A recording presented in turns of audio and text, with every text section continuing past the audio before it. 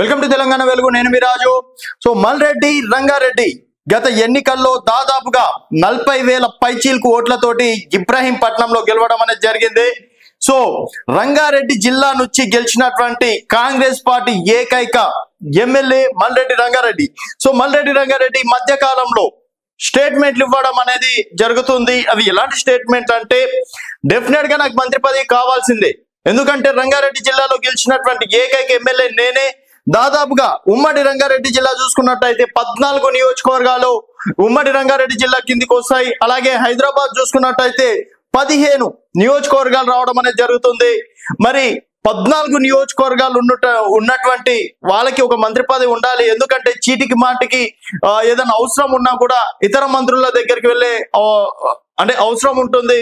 అదే ఈ జిల్లాకు సంబంధించి ఒక మంత్రి పదవి కనుక ఇస్తే అందరికీ అందుబాటులో ఉంటాం, కార్యకర్తలకు న్యాయం చేసినట్టు ఉంటామని చెప్పేసి కూడా చెప్పడం అనేది జరిగింది. సో ఇప్పుడు మల్రెడ్డి రంగారెడ్డికి మంత్రి పదవి వస్తుందా లేదా అనేది ఒకసారి చూసుకున్నట్టయితే, మల్రెడ్డి రంగారెడ్డికి అంటే రెడ్డి సామాజిక వర్గంలో దాదాపుగా ఇప్పటికే ఇటు సీఎం రేవంత్ రెడ్డి గారు కావచ్చు, తర్వాత కోమటిరెడ్డి వెంకటరెడ్డి గారు కావచ్చు, అలాగే ఉత్తమ్ కుమార్ రెడ్డి, తర్వాత అంటే రెడ్డి సామాజిక వర్గానికి చెందినటువంటి వాళ్ళే దాదాపుగా 4-5 మంది మంత్రులుగా కొనసాగుతున్నారు. మళ్ళీ రెడ్డి సామాజిక వర్గానికి ఇస్తే మనం బీసీ కులగణన చేపట్టినాం.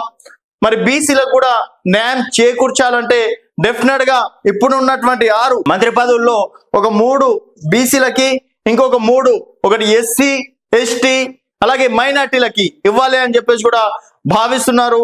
మరి రాజగోపాల్ రెడ్డి కూడా మంత్రి పదవి పైన ఆశ పెట్టుకోవడం అనేది జరిగింది. సో ఇక్కడ మల్రెడ్డి రంగారెడ్డి స్టేట్మెంట్ ఏంటంటే, మంత్రి పదవి గనక రాకపోతే రాజీనామా చెయ్యడానికి కూడా సిద్ధము అని చెప్పారు.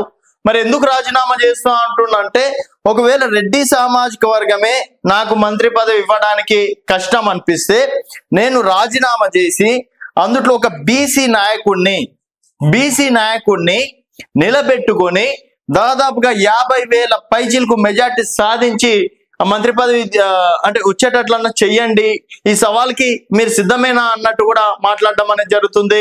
ఇస్తే నాకు ఇవ్వండి, లేకపోతే నేను రాజీనామా చేసైనా సరే అక్కడ బీసీఆర్ ఎస్సీఆర్ ఎస్టీ నాయకుడిని నేను దగ్గరుండి గెలిపించుకొని తీరుతా అని చెప్పేసి కూడా చెప్తున్నారు.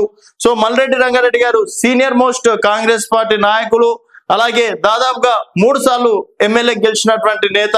మరి సీనియర్ నాయకులకు అందరికీ మంత్రి పదవులు ఇచ్చినప్పుడు నాకెందుకు ఇవ్వరు?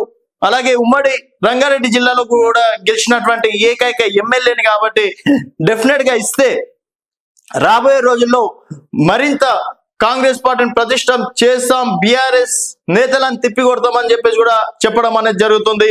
మరి మల్రెడ్డి రంగారెడ్డికి మంత్రి పదవి ఖాయమేనా అనేది మీ అభిప్రాయాల కింద కామెంట్ రూపంలో తెలియజేయండి. చూస్తూనే ఉండండి తెలంగాణ వెలుగు.